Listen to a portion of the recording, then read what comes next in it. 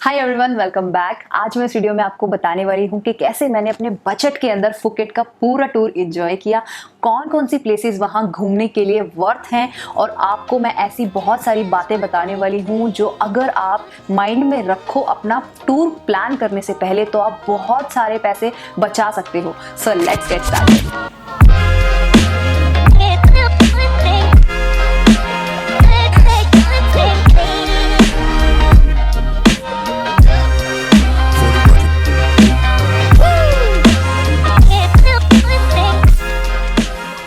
सबसे पहले मैं आपको बताना चाहती हूँ कि मैंने 6 महीने पहले ही अपनी फ़्लाइट्स की टिकट बुक करवा ली थी। बिकॉज़ अगर हम एट अ टाइम बुक करवाते हैं या 1-2 महीने पहले बुक करवाते हैं तो हमें प्राइजेस थोड़े हाई मिलते हैं। अगर आप MMT या ईज़ माई ट्रिप जैसी वेबसाइट से अपनी फ़्लाइट्स बुक करवा रहे हैं तो आपको सिर्फ उन्हीं वेबसाइट्स के प्राइजेस शो होते हैं। बट अगर आप वीगो ऐप यूज़ करते हैं तो वीगो फ़्लाइट्स में आपको डिफरेंट वेबसाइट्स के प्राइजेस एक साथ में शो होते हैं और आप उनमें से चूज़ कर सकते हैं अपने लिए चीप रेट पर जो फ़्लाइट्स अवेलेबल हों। तो मैंने वीगो फ़्लाइट से अपनी टिकट्स बुक करवाई थी। रही बात वीज़ा की तो वो इजीली वहाँ पर ऑन अराइवल अवेलेबल हो जाता है। मैं वहाँ जनवरी 2020 में गई थी और मुझे इजीली वहाँ पे वीज़ा अवेलेबल हो गया था। बट उनकी एक रिक्वायरमेंट होती है, आपके पास पॉकेट में उनकी थाई करेंसी ज़रूर होनी चाहिए। एटलीस्ट 20,000 थाई बात आपके पास उस वक्त होने चाहिए। एक और बात जो बहुत ही इम्पॉर्टेंट मैं आपको बताना चाहती हूँ कि आप अपने घर से 2 पासपोर्ट साइज़ फ़ोटो और एक पेन ज़रूर लेकर जाना। बिकॉज़ जब हम वहाँ पर फॉर्म अप्लाई करते हैं वीज़ा के लिए तो हमें वहाँ पे इन दोनों चीज़ों की रिक्वायरमेंट होती है। मेरे पास पासपोर्ट साइज़ फ़ोटो नहीं था तो मुझे वहाँ पर फ़ोटो क्लिक करवानी पड़ी थी। और वहाँ पे एक काउंटर बना हुआ है जहाँ पर बहुत ही पुअर क्वालिटी की फ़ोटो आपको क्लिक करके देते हैं वो लोग। और 350 थाई बात में मुझे सिर्फ 4 फ़ोटोज़ उन लोगों ने दी और मुझे बहुत ही बुरा लगा कि काश मेरे पास फ़ोटोज़ होती तो मेरे इतने पैसे वेस्ट नहीं होते।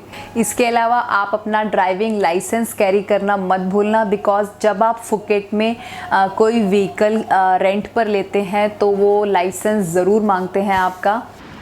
गाइस, सबसे पहला काम जो फुकेट एयरपोर्ट पे आके आपको करना चाहिए वो ये है कि यहाँ का सिम ख़रीदो। मुझे सिम मिला है 219 बात का।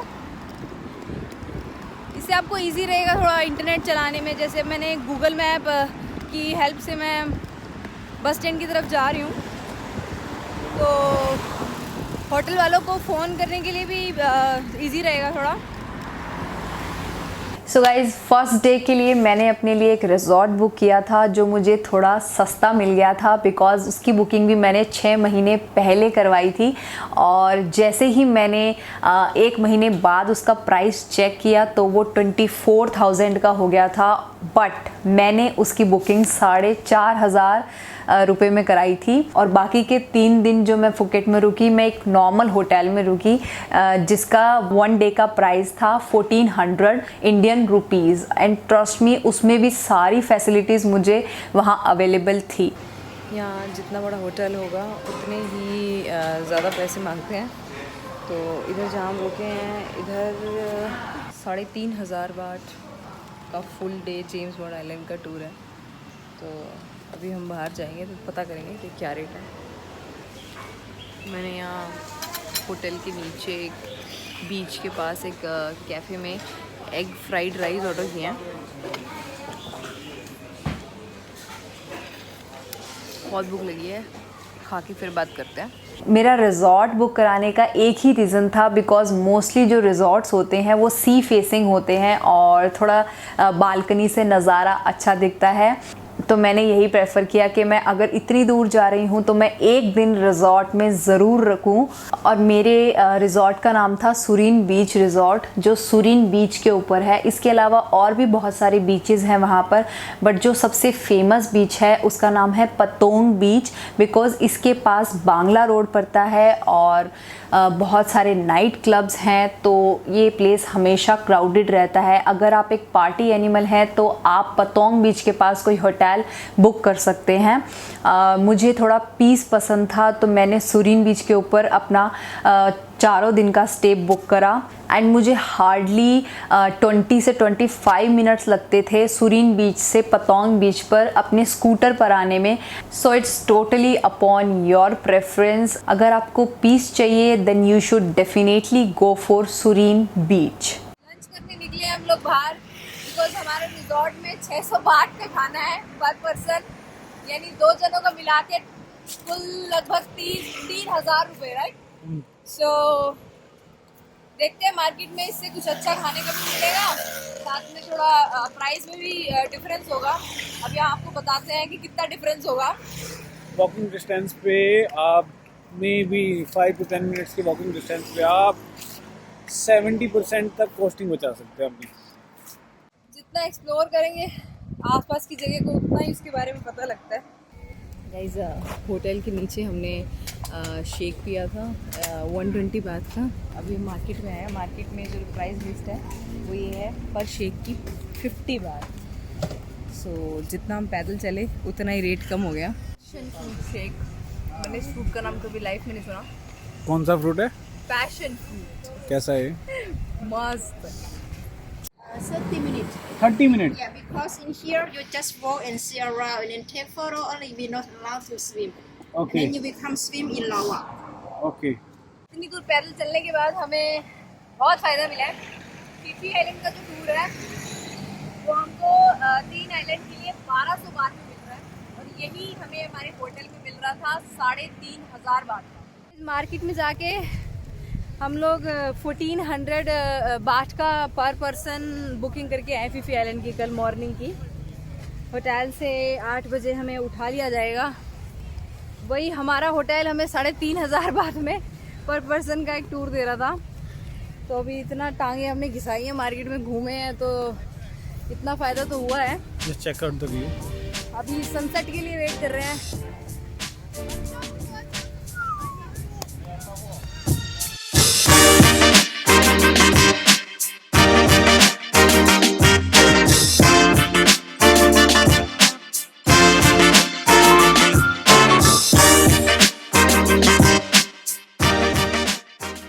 सो गाइज़ फुकेट में काफ़ी सारी फेमस प्लेसेस हैं बट जहाँ मैं पर्सनली विज़िट करना चाहती थी वो है फीफी आइलैंड, फंगनागा बे और इसे जेम्स बॉन्ड आइलैंड भी कहते हैं एंड बिग बुद्धा टेम्पल।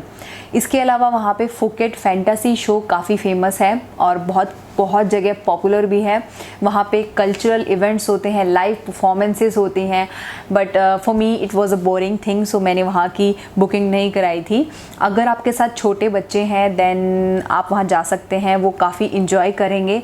अगर आप वहाँ जाना चाहते हैं तो आपको वहाँ पे 2000 थाई बात में बफे डिनर भी मिलेगा एक टिकट के साथ और वहाँ टिकट्स बहुत ही इजीली अवेलेबल हो जाती हैं। गाइस जिस वक्त मैं वहाँ जनवरी में गई थी उस वक्त जेम्स बॉन्ड आइलैंड वहाँ की गवर्नमेंट ने बंद कर दिया था, आप सिर्फ दूर से उसकी पिक्चर ले सकते थे। तो मैंने वहाँ जाने का आइडिया ड्रॉप कर दिया था क्योंकि मुझे दूर से एक फ़ोटो क्लिक करने के लिए इतने पैसे पे करने वर्थ नहीं लगे। तो गाइज सुबह 7 बजे का हमें टाइम दिया गया।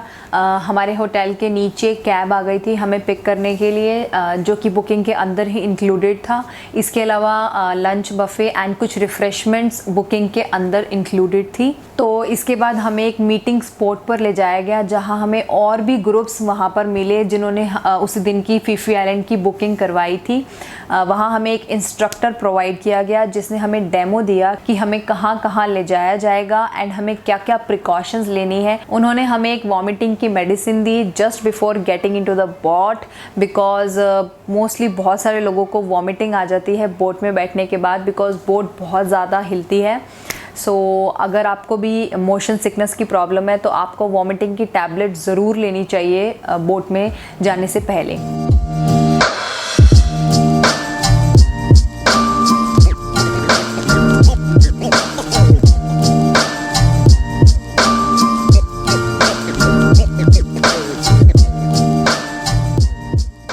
जब हम फीफी आइलैंड आए हैं यहाँ पे लंच किया हमने, बफे मिला है हमारे को, बहुत बढ़िया खाना था।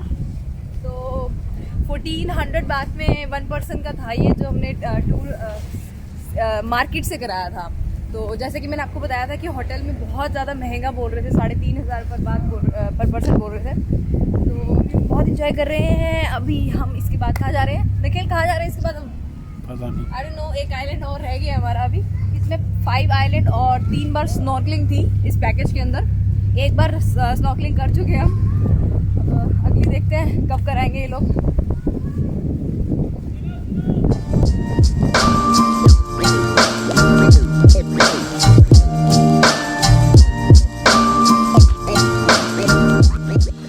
पूरा दिन हमारा फीफी आइलैंड घूमने में निकल गया। We actually saw the beauty of Phuket and बहुत थक गए थे हम।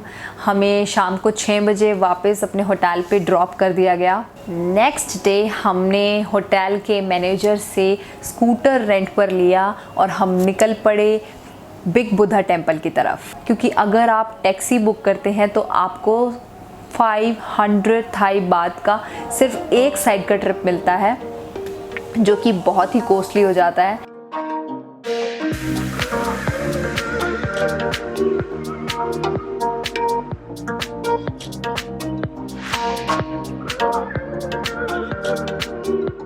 सो गाइस, हम बिग बुद्धा पे पहुंच चुके हैं और यहाँ आके हमें पता लगा है कि लड़कियों को short dresses, white top, deep neck tops डालना अलाउड नहीं है। तो वो प्रॉपर्ली आपको कवर अप करके चलते हैं लाइक दिस।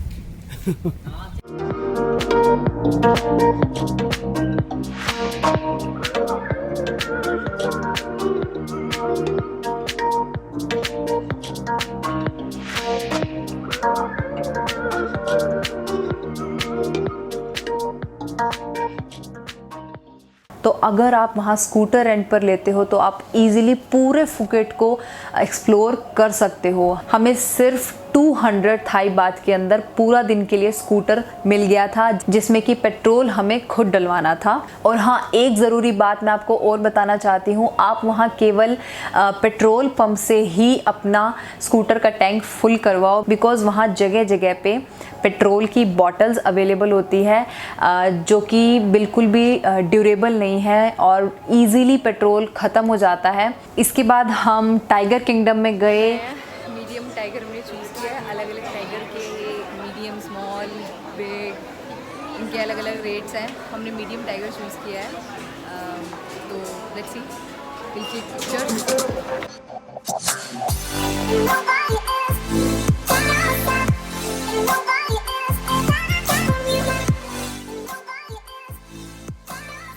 इसकी जगह आप क्रोकोडाइल शो या फिर डॉल्फिन शो देखने जा सकते हो वहाँ पर, और आपको पैसे पे करने में बिल्कुल भी बुरा नहीं लगेगा। सो टाइगर किंगडम के बाद हम होटल में वापस आए, हमने रेस्ट किया एंड हम शाम को निकले पतोंग बीच की साइड, पतोंग की नाइट लाइफ एंजॉय करने। जैसा कि मैंने आपको बताया, वहाँ पे नाइट क्लब्स हैं जो देर रात तक खुले रहते हैं। पूरा प्लेस क्राउडेड रहता है लोगों से।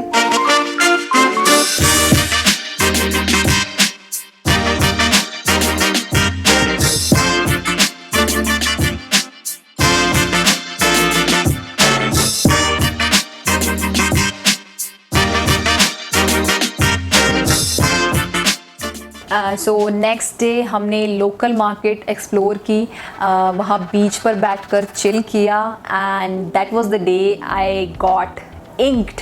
मैंने अपनी लाइफ का पहला टैटू बनवाया। ट्रस्ट मी, वहाँ पे बहुत अच्छे टैटू आर्टिस्ट हैं। तो गाइज़, ये था मेरा 4 डे फुकेट टूर जो मैंने बहुत इन्जॉय किया। एंड अगर आप फुकेट का टूर प्लान कर रहे हैं तो जो गलतियाँ मैंने करी है आप वो गलतियाँ मत करना। Thank you for watching my video.